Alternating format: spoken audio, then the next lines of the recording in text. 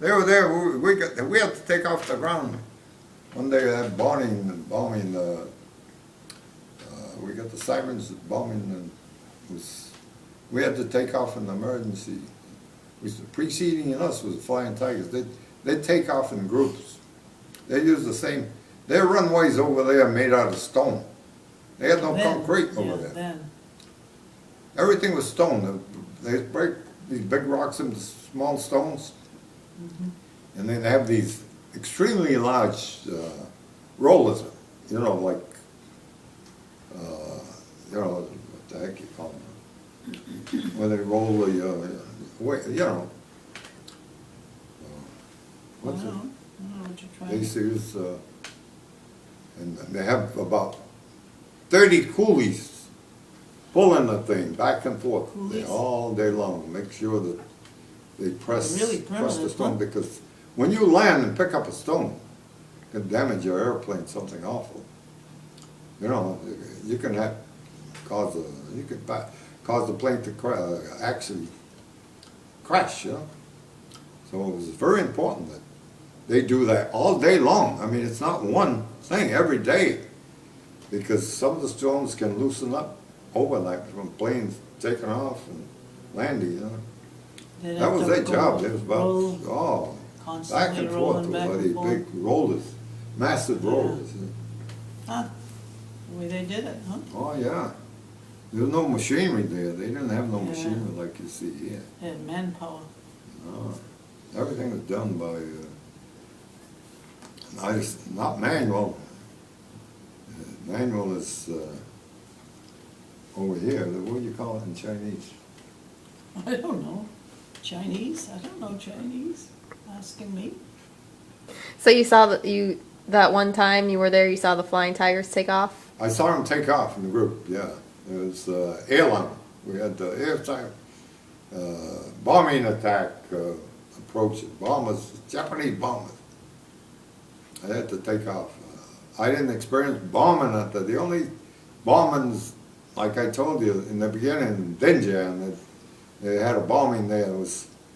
The bombing was done, believe it or not, by one of C-47 that the Japanese had apprehended from the conquest of Burma.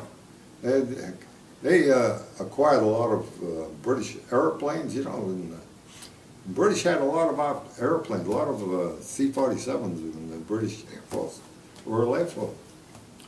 And of course they took over, and they used them as a weapon, because they fly in, we figure they're airplanes, you know, British airplanes. They come over, no anti-aircraft, no firing at them, because we figure it's the IF airplanes coming in. They get down low and drop their bombs and scoot off. And that's when I saw that lieutenant get killed, a piece of shrapnel. American lieutenant in charge of an anti-aircraft group.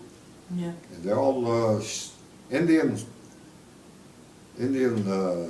troops, but the one in charge was the American. I guess they had the Americans to make sure that they weren't shooting at the wrong planes or something. Did you see that plane that Mazzarelli was in, that Alcino? Did you see that plane crash? I see it When it took off. Didn't you say you saw that it crashed on takeoff? That wasn't Mazzarelli. That was Joe Klein. Oh, I thought it was Klein Mazzarelli. That was a plane that crashed before we took off. Oh. I gave you that. Yeah, we talked about that already. Mazzarelli, I don't know. When they invaded Missional, Mazzarelli worked as ground crew. He was ground radio repair. Mm-hmm. And he volunteered because they're looking for additional crew members. Because the invasion... Gee, he should have stayed ground crew. Yeah, but if you went into flying, you get more points to be furloughed home. Poor guy lost his life. That's the reason for that. Yeah.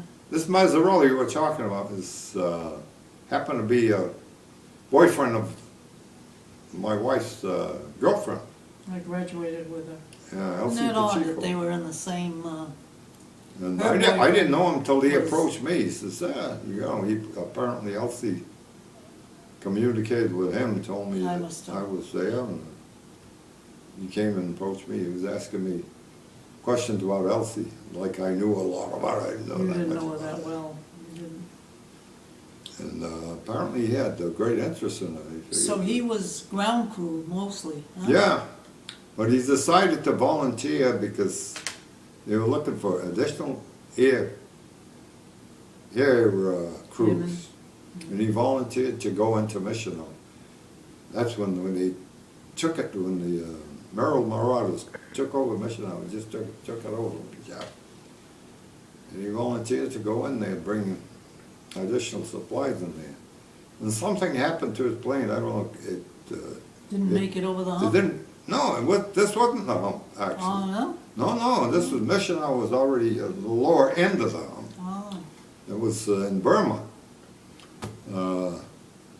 But there's mountainous country, but not, Not the hump. elevated stuff like the Himalayas.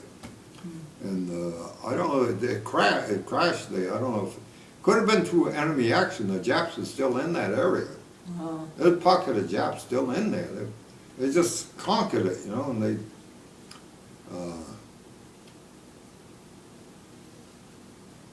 whether they retrieved his body, I don't know. I guess they didn't. I don't know. Probably not. We still I got a newspaper clipping that was still, at this date, they're still looking for bodies from over there. Still looking for planes that gone down, There was a threaded. lot of them that went down, huh? Yeah, there's 57,000 missing yet, killed in action that haven't been retrieved. You ever see these flags, BOW, black with this white symbol? Mhm.